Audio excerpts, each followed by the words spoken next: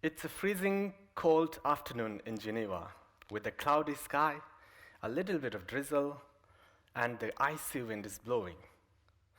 When you have to step out of your heated and cozy room, the first thought is to grab your coat.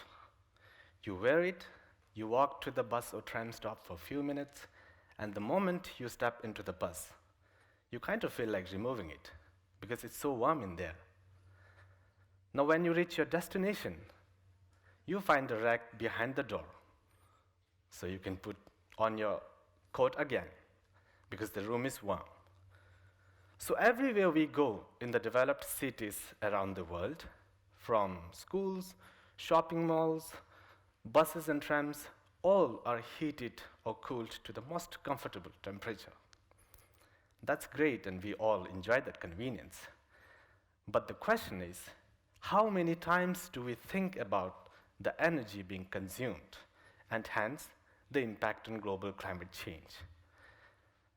It's almost as if we are stuck inside this bubble, a bubble of convenience, that is keeping us sort of removed from the reality of climate change and its deadly impacts. It's ironic how we vigorously and blindly chase convenience while our very survival is threatened. Right now, as I speak to you here, many people around the globe is facing such threats. And one such place is Ladakh.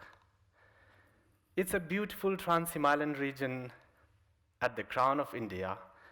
It is where I was born, I was brought up. It is where my parents, my relatives, friends, and fellow Ladakhis live and call it home.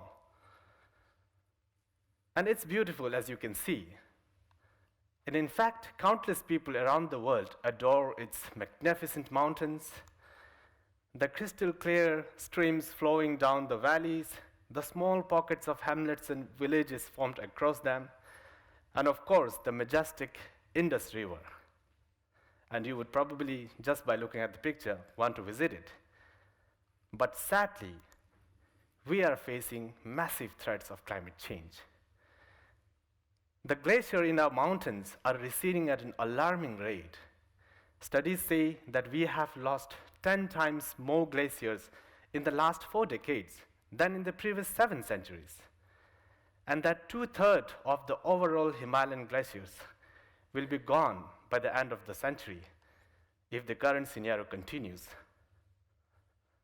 As we navigate through the ever-increasing development in the region, around the world, and global warming, we will see decreased snow accumulation on those mountains and increased snow melting. So as you can see, things can only get worse. Now, in a city like Geneva, we might think that something occurring somewhere far away in the Himalayan mountains has really nothing to do with us. And that's sort of true because in the convenience bubble, let's say, if you want to drink a cup of water, what do? We go to the kitchen, turn the tap on, and voila, you have it. And if for some reason, if the tap doesn't give you water, you call the plumbing service and your problem is solved. Very convenient, right? But what about the people who live in the Himalayas, like my family and friends, who depend upon those glacial melts, the water coming from the glaciers, directly for their survival? Unfortunately, these glaciers are melting very fast, and the streams are getting very unpredictable. So you could have floods all of a sudden, or someday it just dries. And then this is not a hypothetical situation that I'm telling. We have Shun, Kulum, and Kumik villages in Ladakh, whose glaciers were gone, so their streams are dried, and finally they were left with only one option: to leave, because their water is no more there. Now, unfortunately, there is no plumbing service who can solve this problem. So we go fetch water from these streams, store in our buckets, and then use it when we need it. But if the streams are gone, of course, we have nothing more to do.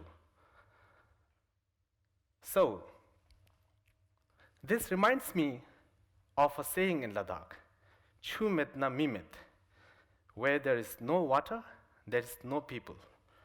And those three villages had unfortunately seen that fate. And unfortunately, many more villages are going to probably see the same fate soon.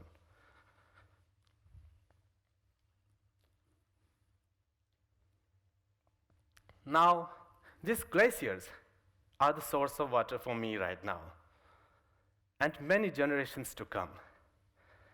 If the glaciers are gone and the streams are dried during my lifetime now, I am worried what might happen to the future communities, what might happen to the coming generations.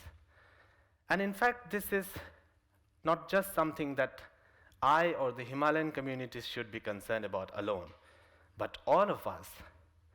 Because these glaciers are a critical source of water for more than 1 billion people. Yes, a massive more than 1 billion people around the world. And there is a very good chance that you, here in the audience today, might also be among them, even though you may not be really aware about it, because we are all complicit in this convenience bubble and very quite often missing such realities. We are a global citizen sharing this Mother Earth and its resources. Now it's essential that we remember it, we realize it, and we try and play our part in it. And when we all come together with our hands in hands, hopefully one day we will see those glaciers not really melting away, but sort of regenerating. So the next time when we drink a cup of water from the tap, let's think about where the water is coming from. Maybe from a glacier which is melting away very soon, or the underground water that is also declining really, really fast. And the next time when we remove our coat, when we enter a warm room, let's remember that there is a heater which is contributing to the climate change. And the next time when we hear, read, or see some news about some climate-induced disaster, even if it's happening somewhere far away from where we are, let's think about how our actions, day-to-day actions, and how the things that we take for granted might have contributed towards it. So when we all are in this together, there is quite a chance, or let's dream of a moment when we will see those glaciers regenerating rather than melting away. And that's the kind of Ladakh my future communities would wish to see, would wish to send their greetings saying Jule, and also wish to invite you to visit. Thank you so much.